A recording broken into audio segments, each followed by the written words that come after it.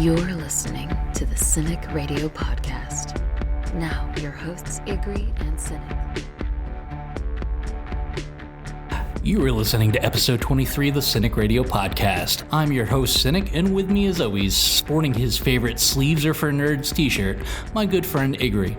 On this week's show, we're back with more Walking Dead and our review of episode 14, The Other Side, with our good friend Jules and Ryan. And can anyone break the Iron Fist? Linda stops by and gives it her best shot. Because we are the Cynic Radio Podcast, and we firmly believe if you're elderly or you're a child, maybe there should be such a thing as a free lunch. Miss out on that latest viral video? Didn't see the most recent trailer for the next movie coming out? In the dark about what the biggest song in America is? We've got you covered. Every week we scour the internet and look for the latest and greatest. This is What's Up. What's up for me this week is photos have revealed that Disney is constructing not one, but two life-sized AT-ATs for their Star Wars Land expansion. The only downside to any of this is that the expansion isn't opening until 2019, but it will be an amazing expansion for all of us people that grew up with Star Wars and are learning to love Star Wars today. Get ready. Disney is really turning it in with this, so we're going to have a great time. I know I'm going to go start looking into it. Star Wars Land at the Disney parks. That's what's up. So what's up for me this week is Prison Fighters, 5 Rounds to Freedom, which is a Showtime documentary that plays out very much like a movie. I mean, the plot's pretty straightforward. You get a guy who's convicted of murder in prison and has the opportunity to basically fight his way out through practicing Muay Thai. And if he gets to this final fight where if he wins, he gets released. And if he loses, he's sent back to general population. So right there, it just sounds like something in a movie. But it's actually a very compelling documentary. Ron Perlman is the narrator, kind of like if you watch HBO 24/7, which I think is probably the best produced show on TV, bar none. Ron Perlman kind of like is a poor man's Liev Schreiber, but he's still very, very good. And he narrates it, and it mostly follows one fighter, Koi Kaupan, I think. I forget. I don't know how you pronounce his name, but he's basically imprisoned.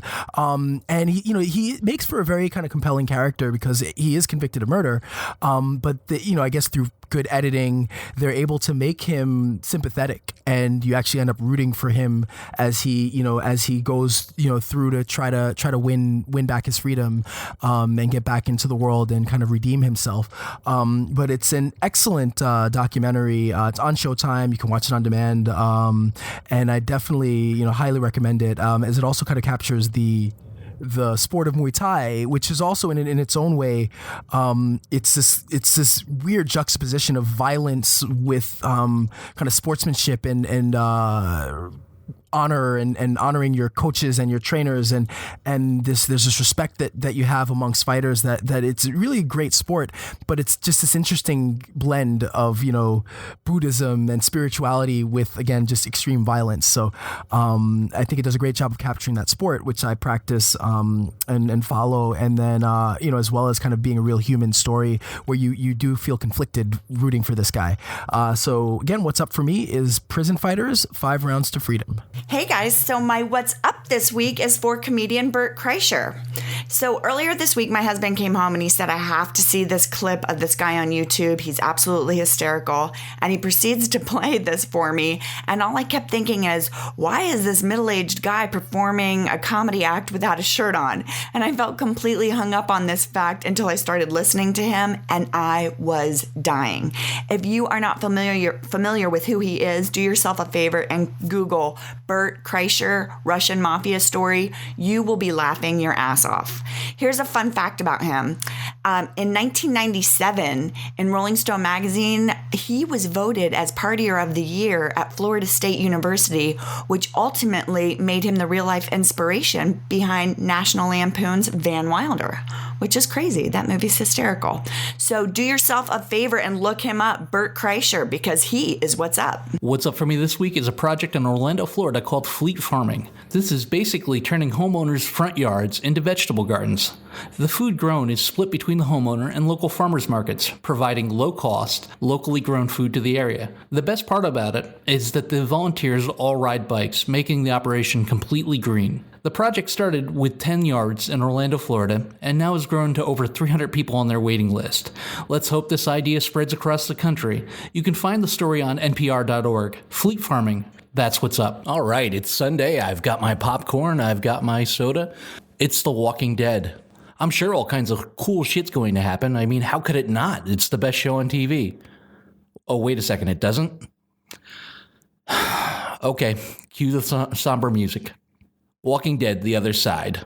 We start the episode off at Hilltop. What I'll loosely call weapons training starts, and what appears to be the roughest draft of what Jesus has told Sasha about the inside of the complex, the Savior's complex, which looks to be a piece of graph paper with maybe 2 to 3 squares on it. I don't know about you, but I definitely wouldn't be doing an assault on something that looks like I drew it, but that's just me. Ig, do you think Sasha might have slightly embellished her knowledge of the sanctuary? I think really they're going off of limited information based on limited exposure from people, because Carl saw some, Daryl saw some through one eye, let's be fair. Yeah, so he only really saw half of what he really should have seen. But it's limited information, and trying to draw a diagram based off of hearsay has got to be near impossible. So yeah, I think this is a problem. Yeah, but wasn't it great how Sasha relayed to Rosita that she knew the whole compound? She had it memorized. She was ready to go. It was a huge undertaking of one sheet of paper with a couple squares on it. That's right. It was a bit sketchy. Haha, pun intended. Ryan, what did you think of this whole turn of events? I agree. I think it doesn't make sense. That's enough to conduct an assault and a 2-person assault. At that, it makes no sense. I think my question is how they resolve it. I mean, I guess we'll find out next week. But do they go about it as if like she knew it in and out, like those plans were perfect, or do they go about it as if that was a dumb idea, and of course you were going to get caught because you have no idea what the inside looks like or what any of it really looks like. They don't know. So, I think it's a dumb idea, and I would hope that it bears out, in her getting captured, or that we see that, it was a pretty stupid idea from the beginning. Yeah, I imagine her running, through that door, and then all of a sudden being like, holy shit, where's that piece of paper? Where do I go now? That piece of paper, I mean, I think it's pretty clear that Savior complex is huge, and that drawing was just one sort of side of a building. The Hilltoppers look like they've brought a spoon to a knife fight. I mean, has any of them ever picked up a knife before? Maybe cut a steak or, any number of things that you could do with a serrated piece of metal? Did the Karate Kid have a better chance against the Cobra Kai dojo pre-Mr. Miyagi's training than the Hilltoppers do against the Saviors? I think the Karate Kid would have had a better chance against the U.S. Marine Corps than these guys have against the Saviors.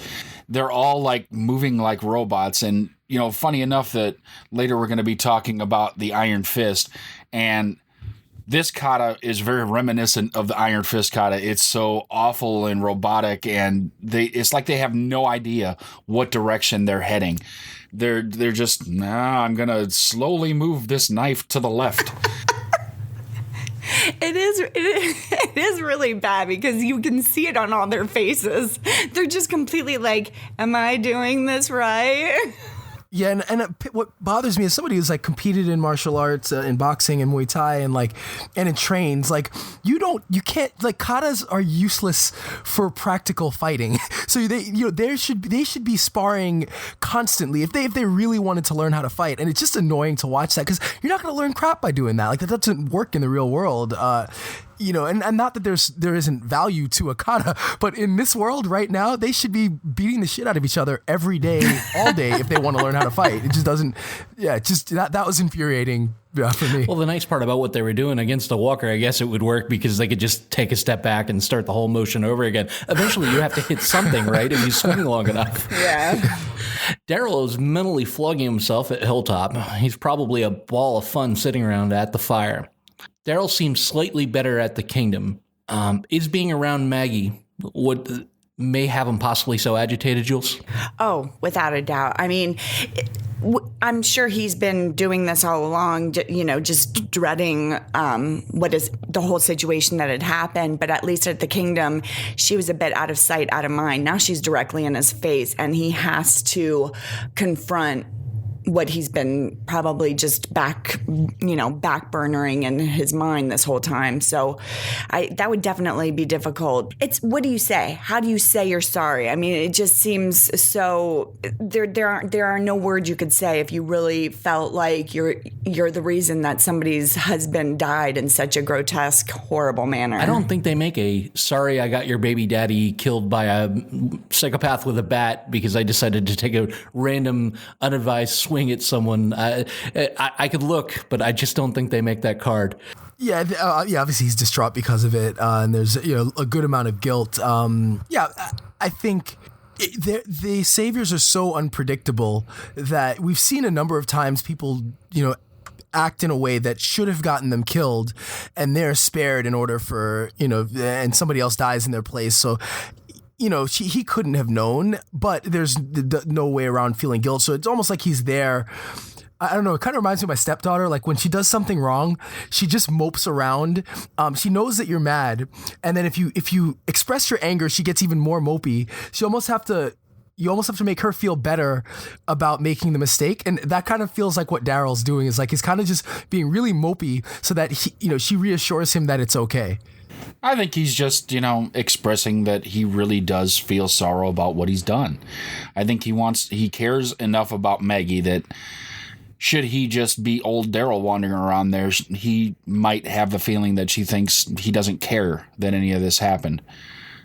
He just needs that. He, just like Ryan said, needs a little bit of reassurance, and I think that they can come back even stronger. Jesus states that he's formed almost like a family bond with Maggie and Sasha more than anyone else he has in Hilltop. Jules, what makes them different from all the other able-bodied fighters in Gregory Land? I really don't know. It is kind of interesting that he, obviously it's needed for the story that he connects with them heavily, but I think you could not connect with Gregory on any level. He would be a terrible person to try to connect with, but I don't know why Jesus has never, especially if he's kind of used to growing up around a lot of people, I would think he could connect with people maybe easier if you're used to that, but I really don't know. Yeah, I think Rick's group has always displayed a sense of family that you didn't really get from other people. They've been through a lot. They probably were on the road they were on the road a lot more than any of the other groups. They've lost a lot of people along the way. I think that sort of atmosphere, that sort of element brings you close together because you're not hiding behind the walls like, Spencer was. I think the struggle is real, and I think it brought them really close together. I mean, this is now their third or fourth landing spot. Moving, burning down, starting over, having a tank at your gate, it has to bring you closer together. I mean, and there was a lot of family members that were there, and we've all been through it where if somebody close to you dies, somebody else kind of slides in that position. So, Maggie's essentially lost everybody that's ever cared about her. She's almost like the angel of death, kind of like Judith is. Anybody that gets close to Maggie is certainly in trouble. When Jesus tells Sasha that Maggie needs her too, and Sasha is justifying her inevitable death by savior plan, saying Maggie doesn't need her anymore. IG, if Maggie's to run Hilltop, can she do it without her right-hand woman, Sasha? Oh, yeah. I don't think she needs Sasha. Sasha's strong and Sasha has some good ideas, but Sasha's also irrational from time to time and gets people in trouble and or killed. Maggie is strong and able-bodied and just has great ideas that tend to work in the right way most of the time. I mean, this is obviously an apocalyptic scenario. That being said, not every decision is going to be a winner, even if it's the best decision, but sometimes the best decision, you're only going to lose 2 as opposed to 20. Ryan, last week we had Carol pleading with Morgan to stay. This week we have Jesus pleading for Sasha to stay. They both seem to be in very similar mindsets and in very similar situations. Is Sasha and Rosita's plan reckless and maybe a tad bit self-serving? If the plan were better thought out, it's not a terrible plan. Obviously they're in a situation where they need chaos to and that's a big weapon for them because the Saviors just seem too well armed. They have too many people. They have too strong of a leader, and if you could take out the leader, maybe it could be a complete utter disaster, or maybe you create just enough chaos to slide in and take advantage of the situation. So I just think it's a bad plan at this stage because they don't seem to have enough information. But it's not as we saw, they had a potential opportunity to get him. So killing Negan by any means is I wouldn't say is reckless. It's just that it's kind of one of those like high risk, high reward type of things. It could lead to disaster, or it could completely change the game.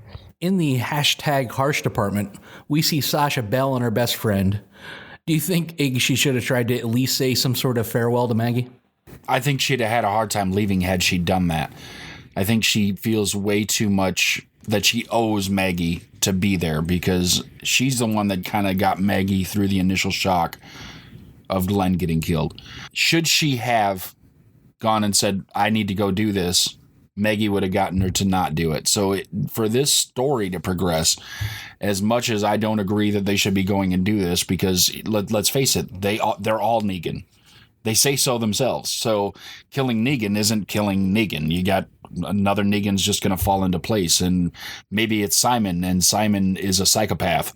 So it could go any direction.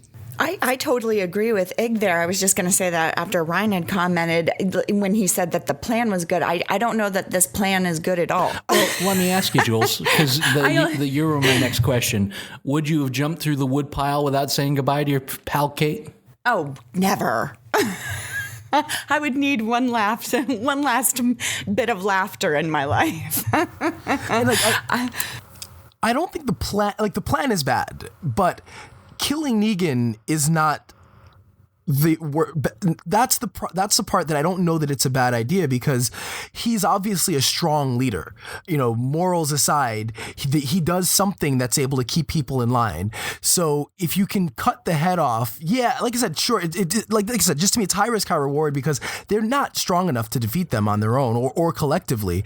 And so that seems like again, it could go disaster, but if they don't want to keep serving the Saviors, killing him is the idea that I'm on board with. It's just, I don't know that they're going about it the right way.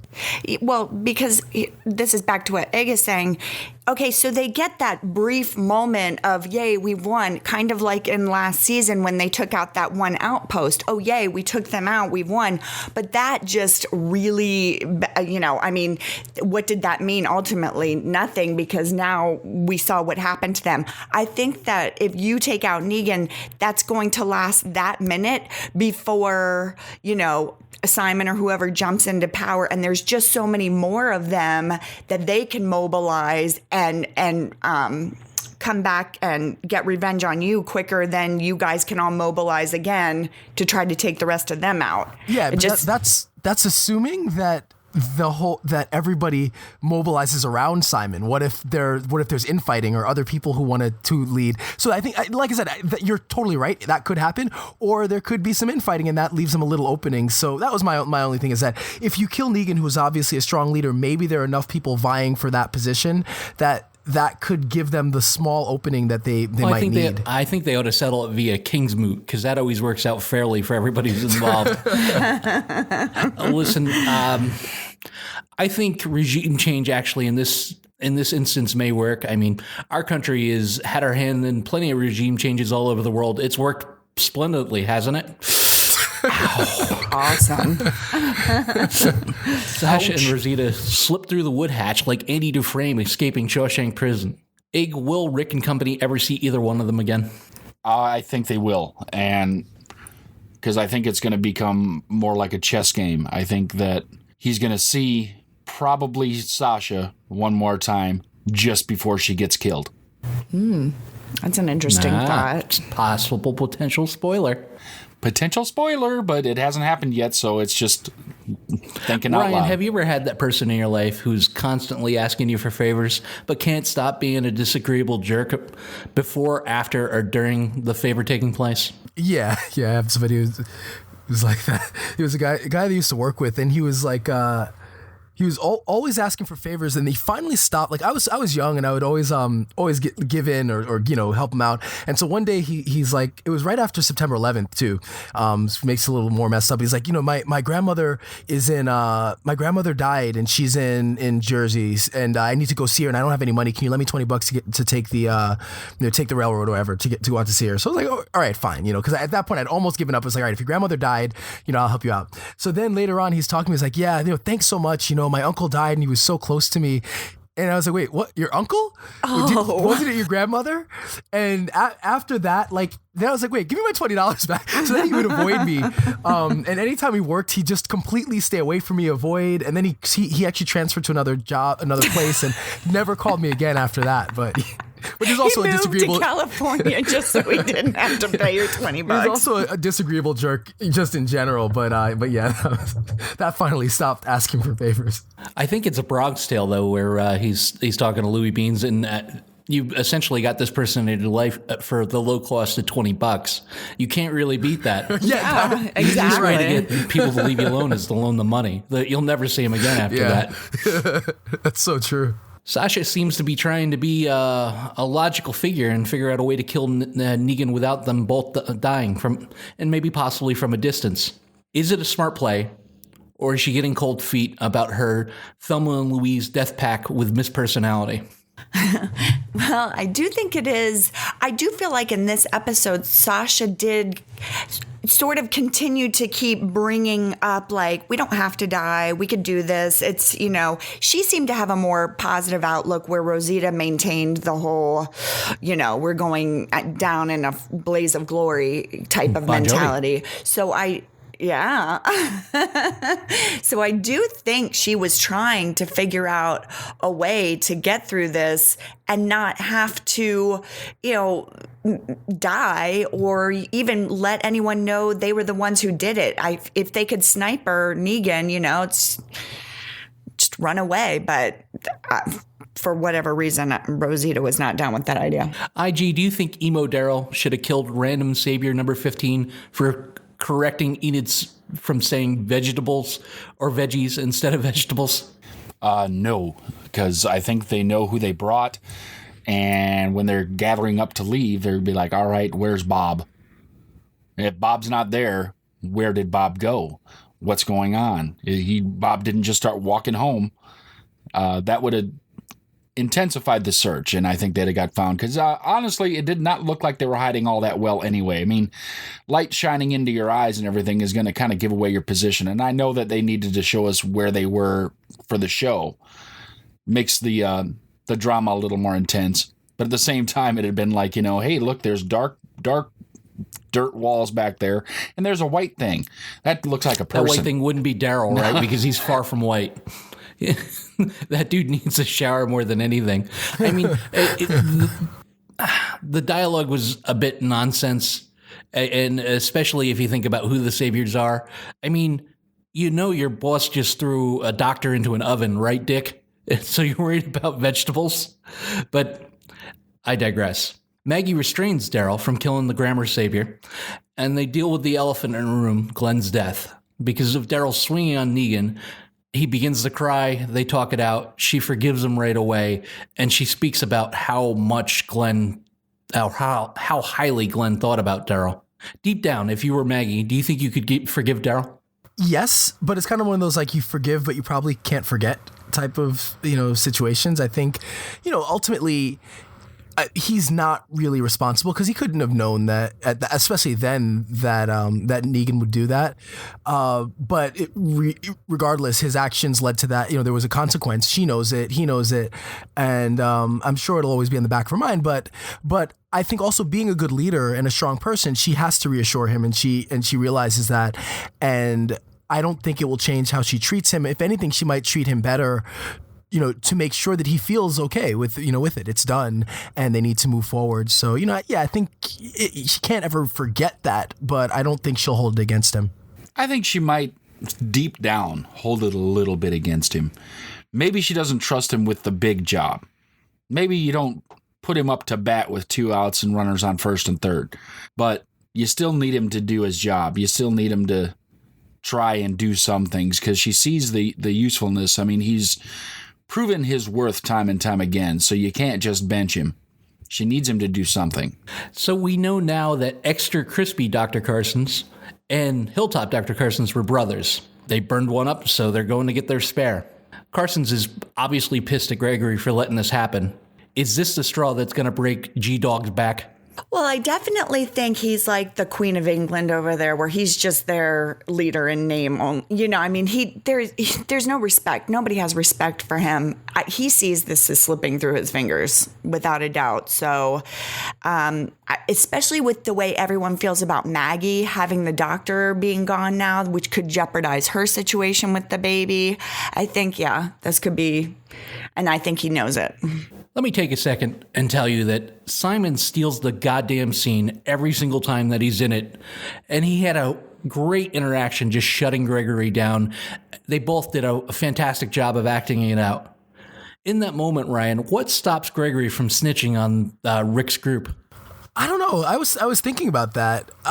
Maybe there's some level of compassion that he has, but also it might be more self-preservation. Maybe he realizes that it's one card he's got to play, and he doesn't, if he snitches out Rick's group, then he loses that, and he's under the Savior's thumb forever. And I think he's realizing, if he didn't already, that they're just going to keep taking, and they'll take and take and take, and then when you get to that point where you think, well, they can't take this, I need this, they're going to take that too. So he might realize that he needs them, or he may need them, and it's better to kind of hang on to that rather than kind of ingratiate yourself more to the Saviors, only to have them take more and more, because it doesn't seem like you can do anything that will please them and make them kind of slow down what they want. So I think, I think maybe more self-preservation than anything else.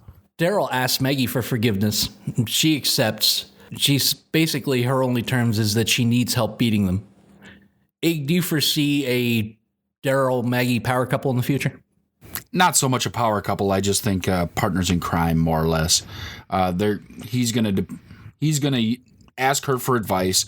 She's gonna send him on very specific tasks and goals. I don't foresee Maggie shacking up with anybody for a while. Yeah, the thing with Daryl is I feel like he's a man-child, and it's hard to imagine him with any adult women. I think that's why there was that connection there with Beth, because she was so young. She was kind of on his level. But with older women, I mean, even seeing him in that scene with Maggie, like we saw him like that with Carol, but it felt like he was that little boy again with Maggie. So I think it's hard to imagine him really in any relationship with a woman that's going to be in any kind of power mode. Simon gives Gregory directions to the sanctuary.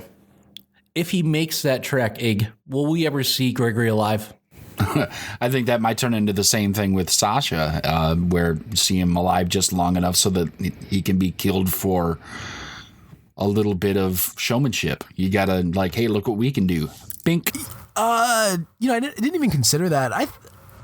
I don't know. I don't see why not. If he gave him the directions, the only thing I can think it maybe is it's convenient to give him to.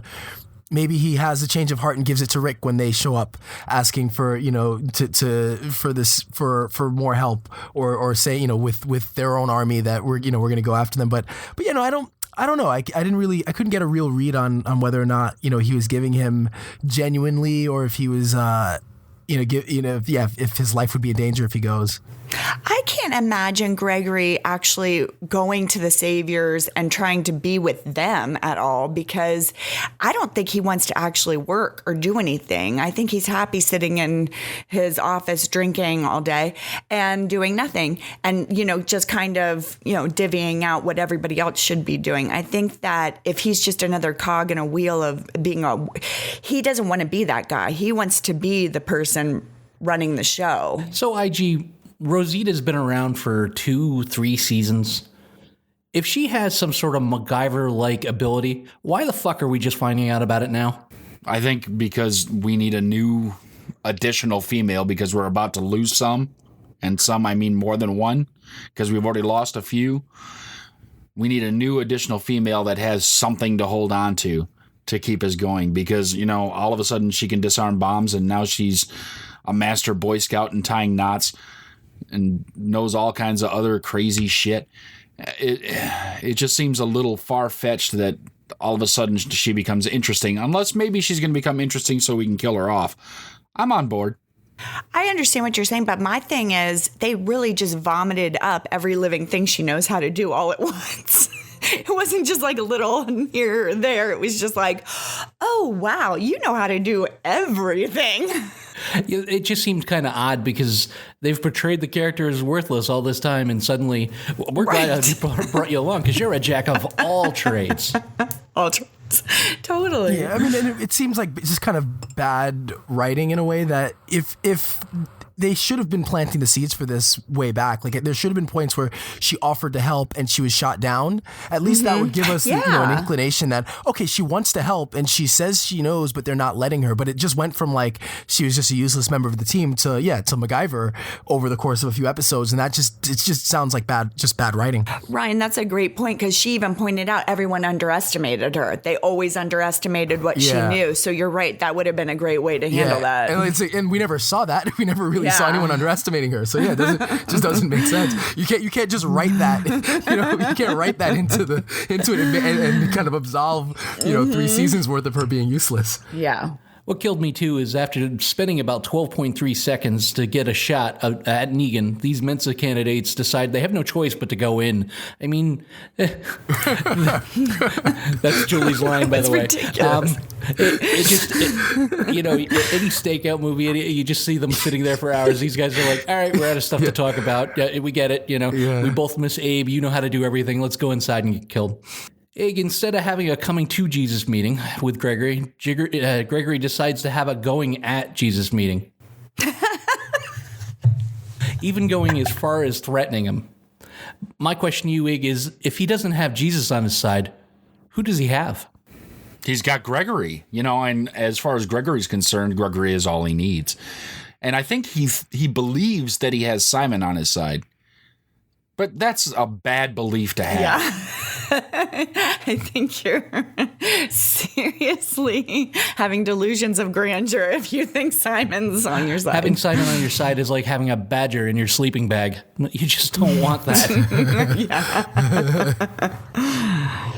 They try to rescue Eugene, but he's much more comfortable bringing the sex at the sanctuary. Ryan, do you think Eugene's motivations for staying are pure cowardice, or has he found some sort of purpose with the Saviors? I want to say definitely cowardice. Maybe 10% that he's found some purpose. It seems like he's enjoying his position. I don't know how much he's enjoying it, but I think it's better than kind of being, useless. And also I think once it was revealed that he was lying, I think he felt his own bit of shame and guilt. And so I think that being in a brand new place where people respect him and he's given a job and he's being treated well, that can't be a bad thing for him, especially being he's not a go-getter. He's not aggressive. He just wants to be comfortable. And so I think it's a mix of, definitely a lot of cowardice. And then, I think he's kind of happy with what's going on right now. I think he also finds safety in numbers. The more people that protect him, I think he feels better about. I mean, he got a jar of pickles right off the bat. It's a win. I Right. mean, where else is he going to get a jar How of can pickles? you hate that? Yeah, I'm hoping he's playing a long game, though. I'm hoping that he sees the opportunity to do something from the inside. And all of these things that he's doing, he's going to see that, basically he told him, hey, you can do this to the walkers, pour metal over them. Well, basically what you've done is rendered them useless. Because now they don't move. They don't do anything. So I'm thinking that he's setting up for something else. I'm hoping, because I really love Eugene, and I hope that he hasn't completely swapped. I hope it's all part of an act that he's playing. Well, Dr. Eugene Porter, head engineer of this facility, who's also Negan, he can say it till the cows come home. I'm not buying it. I think that we're going to see some sort of bold moves from Eugene when it comes time. Sasha tricks Rosita and bolts herself inside the fence. Do you agree with her decision? Should it have been left up to Rosita whether she came in or not? Or do you think that she was waiting for the blue light to come down from heaven like this is the end and suck her up for this for her selflessness in this move? Well, here's the thing. If there is any chance of success, as history will show us, Rosita is the thing that is going to damn that success. It's gonna throw it away. So locking her out gives this plan a 3% chance of success. You bring her in, it goes to 0.3. You can't bring her with. She's a walking time bomb that's just going to blow everything up around her. So it was a smart decision. No, it shouldn't have been left up to Rosita. You need to separate her from any important plan as far as you can. All right, speed round, boys and girls. Who did Rosita see at the end of the episode? Ig, Daryl or Dwight? Daryl or not Daryl? Oh, not Daryl. Yeah, not Daryl. I say not Daryl. I'm going with not Daryl, too. I mean, the timing and space is convenient. Jules, give us your final thoughts on your rating. Did not really enjoy this episode at all. This actually, for this second part of the season, it's been my worst episode. I just think that with this being the third to the last episode, we need more. I needed more to be happening, and I was kind of thrown off by some things in this episode, like them throwing all this stuff about Rosita out at us. So I'm going to go ahead and go with like a 5.5. Kind of follows the theme for this season. It's kind of boring. It had its moments, so there are definitely some really good moments. Rosita actually, as bad as the writing was, as kind of leading up to it, it was actually a decent scene. And you finally felt a little bit for the characters. There were some good moments throughout. Individually, but overall the episode was boring. And I think just this season would have benefited from more of a Game of Thrones style of storytelling where you do like 5-minute snippets or 6-minute snippets of each area and put it together, because it just feels like we're moving at such a slow pace by focusing on one place at a time that it's just the overall season's just boring. And I don't know how they're gonna finish the season off with 2 episodes left. So I think I'm gonna give it a 6 because there were some decent moments, but again, it's just boring and the season's having a cumulative effect on me where each individual episode's okay, but I'm just like waiting for something to happen, and it's just not. Well, spoiler alert on our Iron Fist review. It's hard to do character building on characters that you don't care about. Someone compared this episode to me to an episode of Seinfeld, which the comparison completely made me laugh because it was basically an episode about nothing. There were some good points. I loved Simon's handling of Gregory. More Simon. All the time on the screen. Him and his expressive face could be on the episode 29 minutes and I would be happy. I actually like the character decision that Eugene didn't take the easy way out and jump through the fence. I want more of a story with Negan because, he's Eugene, but he's also Negan at the same time. Even over the radio, Josh McDermott has been gold this half a season. And some of the even finer points, like Enid right away taking over for Sasha, even Jesus coming out to Maggie, even though Thomas Paine kind of let that slip earlier in the year. And I really liked, I saw some spoilers and I expected a little more out of the Daryl Maggie conversation. It seemed a little too quick to me. I wish they would have spent a little more time on it. I understand that Norman Reedus can make all 3 faces, so you really can't give him too much to do, but stand there and kind of look menacing or be sad. But it was a solid show for me. The Rosita writing was sloppy. I'm going to go ahead and give it a 5. Well, for me, there was quite a bit of redeeming things. One has to be that the Fabio-esque hair of Jesus. Oh my God, why does he get all the cleaning supplies? Can you help Daryl out a little bit? He just looked fabulous. And that's just hilarious to me that some of these people look so clean and put together and everything. And Daryl just looks like he rolled in the mud every moment you see him. That being said, any episode that's got Eugene doing anything in it is going to get extra points from me. I had a lot of fun with the episode, but I didn't have as much fun as I'd like to. And that seems to be the story of the second half of the season. And I really hope that the writers didn't kill us all with the first half of the season and then jump back and be like, all right, we're losing fans. We got to tame this back. And they've tamed it back so far that now there's no saving it. So I'm going to give it a 5 myself. Cynic Radio Podcast, episode 14, The Other Side of the Walking Dead. We're going to call it a 5.5 across the board. hopefully it's going to pick up in the next 2 episodes. We'll be talking about it all right here. Coming up, we're going to be talking about the Iron Fist. Stick around. The final defender has arrived. That's how they tagged it, right? Iron Fist is just a story about a boy standing in front of the world, trying to reclaim his birthright, and deal with the fact that life and his friends have moved on. I mean, if someone doesn't believe you are who you say you are, nothing proves it like stalking them at work, carjacking them, and maybe breaking into their house, right? Linda, were you a fan of the Iron Fist before it was a television show? So, in preparation for the television show, I went through and I read some of the older comics. I read a couple of his runs from the 70s when he had his first solo run. I read Immortal Iron Fist, which was in 2006. I read Iron Fist Living Weapon, which was the most recent run that was in 2014. I can't say I'm a fan. Danny Rand is kind of boring, unfortunately. I don't see a lot of merit to his character, especially not as a defender. I wasn't as much a fan of Iron Fist on his own, but I used to love the Iron Fist and Luke Cage comic books when I was younger. He's a good partner guy. He's interesting that way.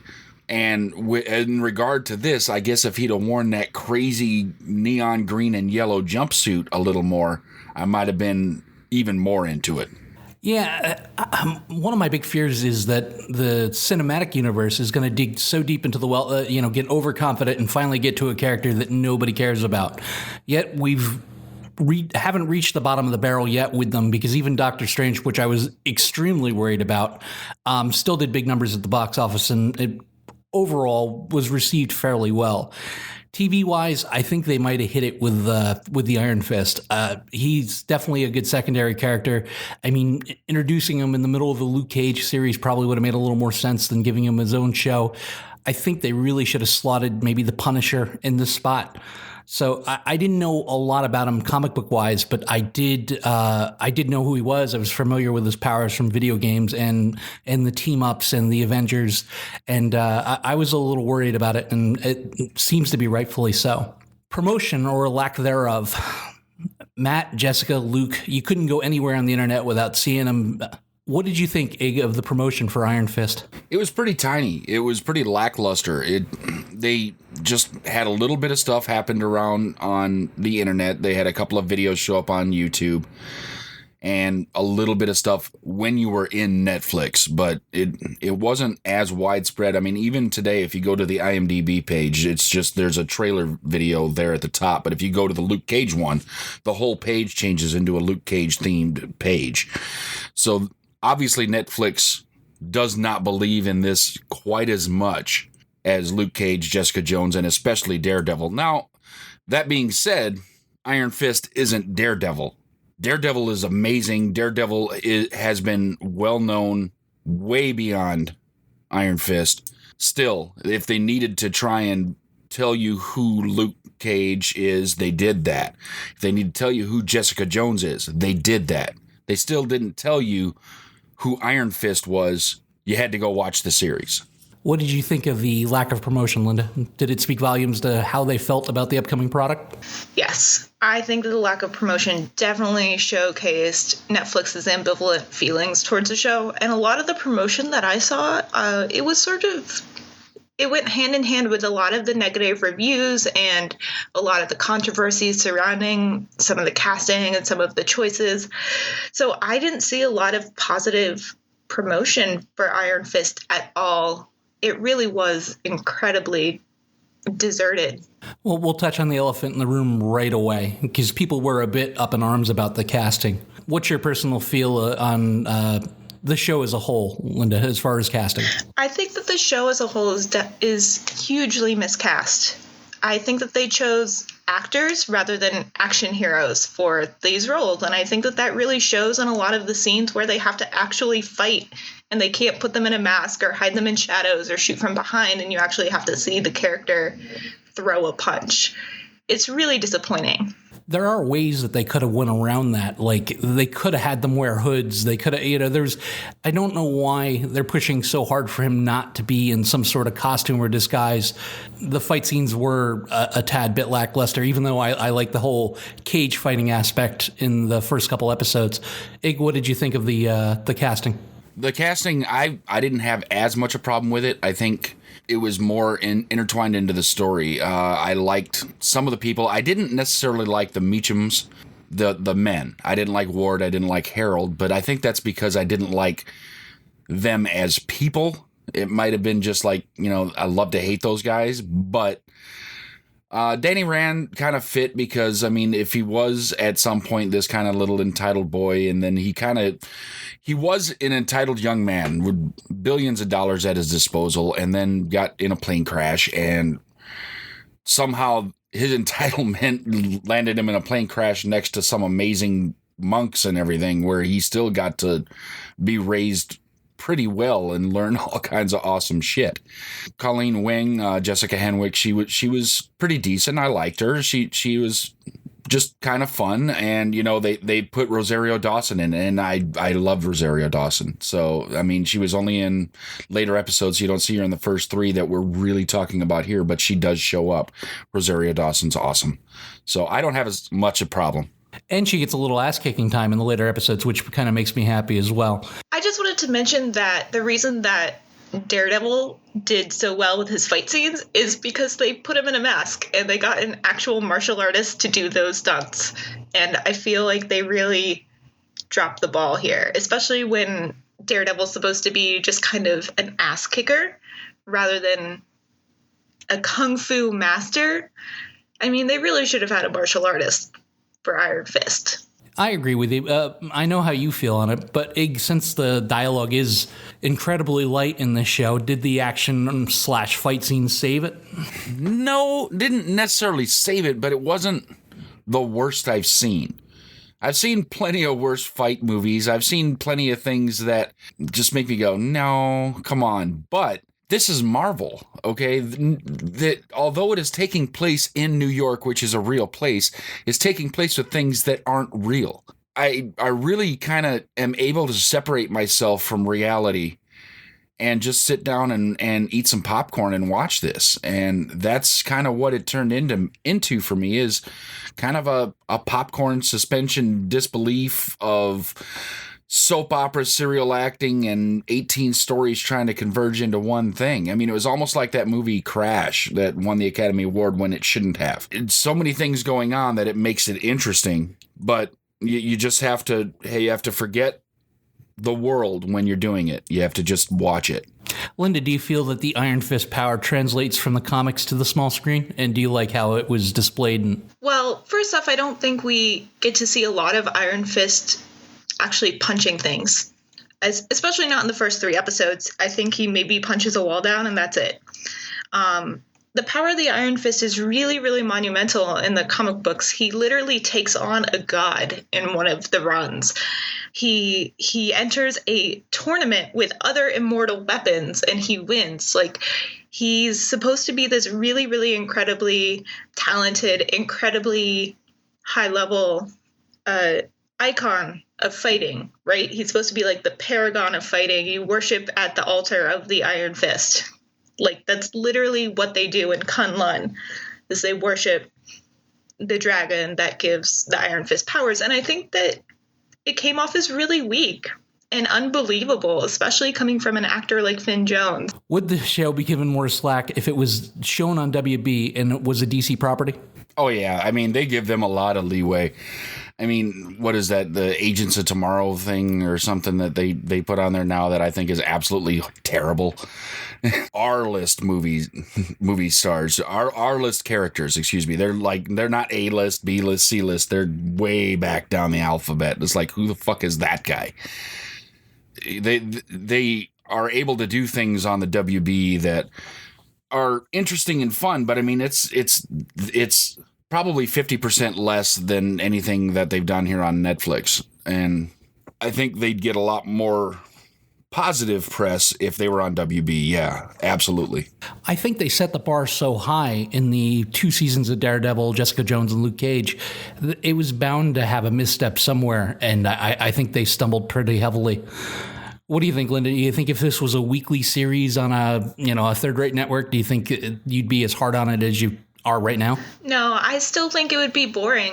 I thought the writing was really terrible. I thought the characters were flat. I thought the action was kind of badly done. I don't think that there's a lot of places that I can point to in the first 3 episodes that really redeem Iron Fist for me. I think that the most interesting part was Bunker Dad, as I was calling him, Howard Meacham in his bunker, hanging out with the handprint against the outside of the glass. That was the only point I remember during the first 3 episodes when I was like, okay, all right, let's see more of this, because that was cool and interesting and wild.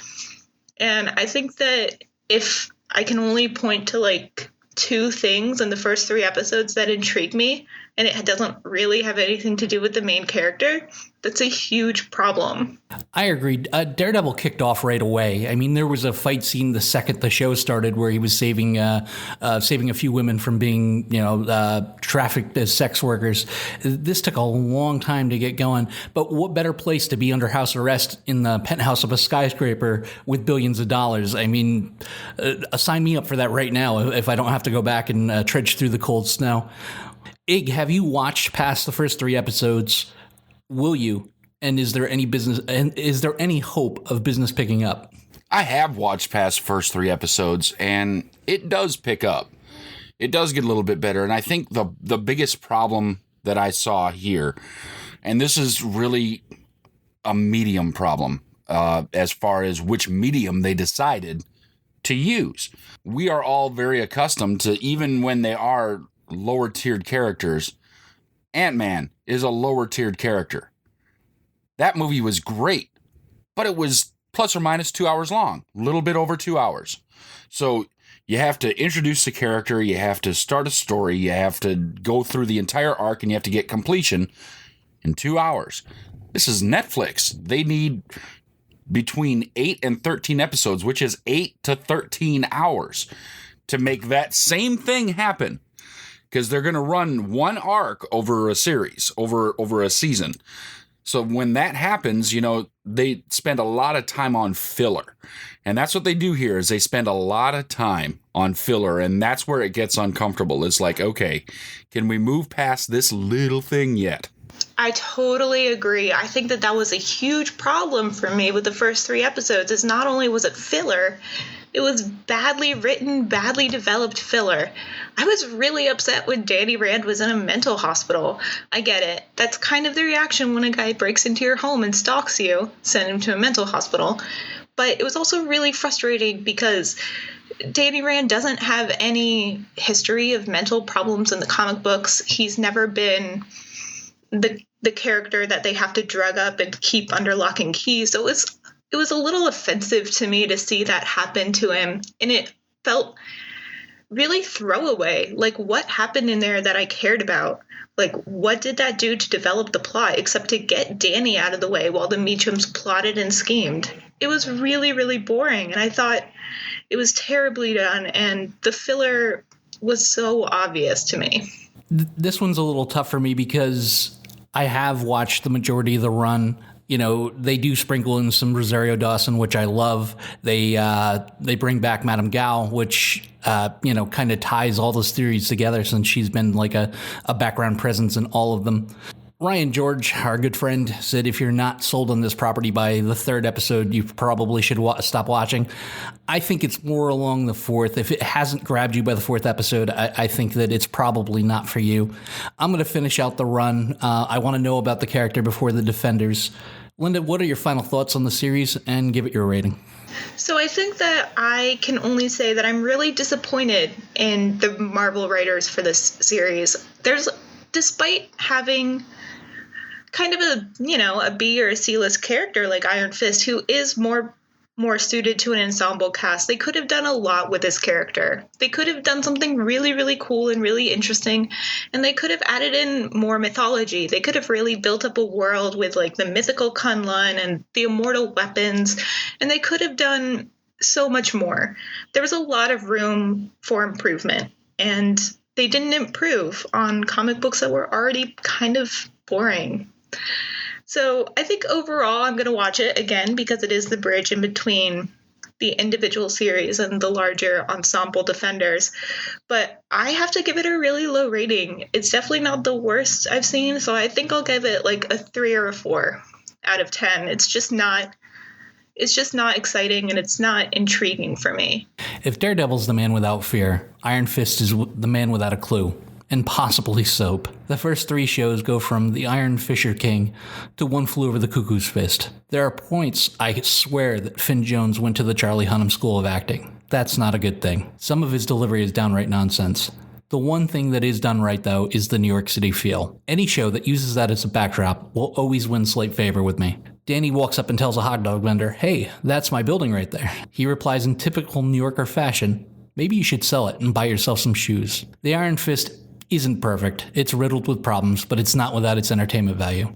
I'll give it a solid 4. Yeah, for me, I enjoyed it. Further into it but we're talking about the first 3. So the first 3 here, it was kind of slow moving, a little bit Days of Our Lives, a little bit General Hospital. That being said, it's still a Marvel property. There's still some stuff going on. There are some good moments. There are some interesting things going on, and I did enjoy it enough to keep watching. So for me, I'm going to give it a 4. But if you keep watching, I think that score will go up. So there you go, Cynic Radio Podcast. Let's call it a 4. Iron Fist, now on Netflix. Coming up, we're going to have some really for you. So now, ladies and gentlemen, boys and girls, children of all ages, it's time for really. I'd explain it. Just listen. You'll get it. So my really this week is going to have to go out to Rachel Maddow.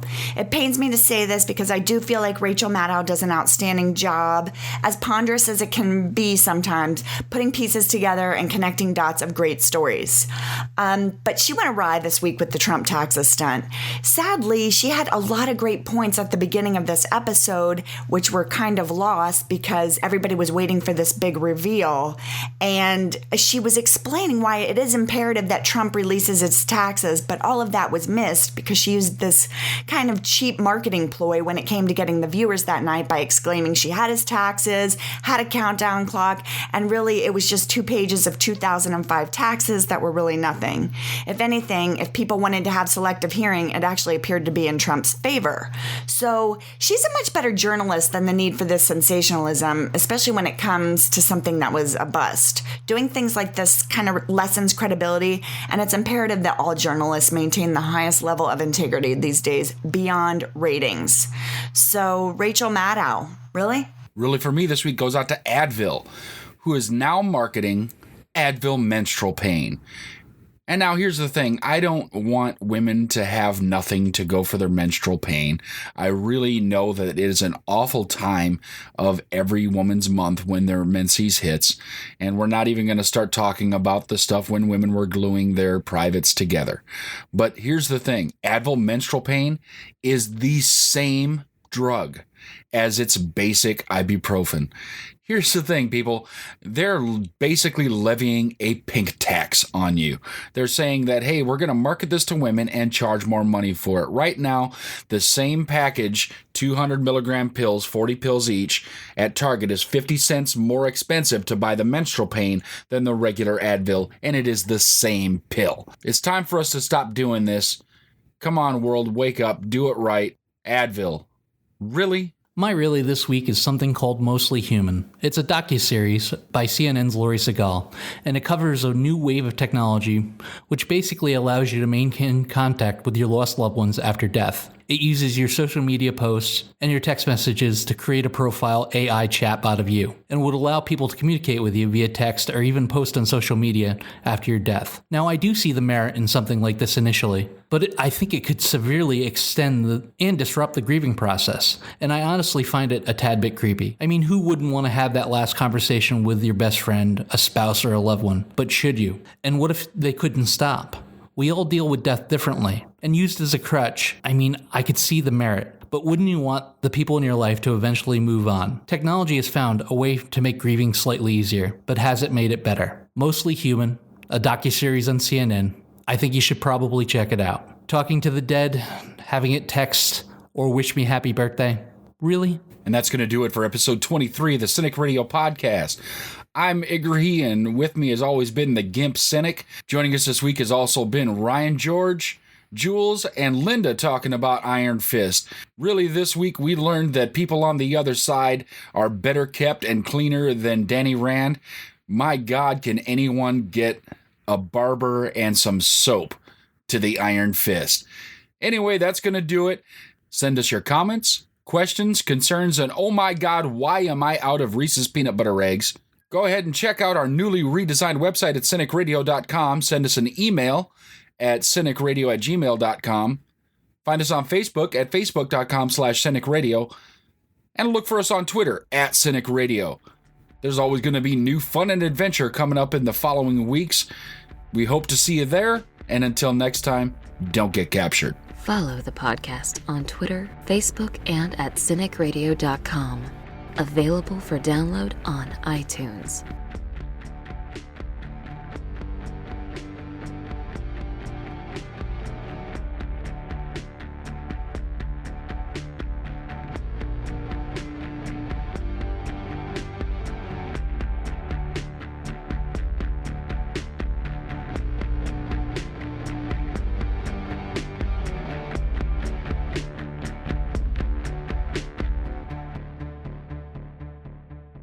Do you like ice cream? 'Cause we got ice cream.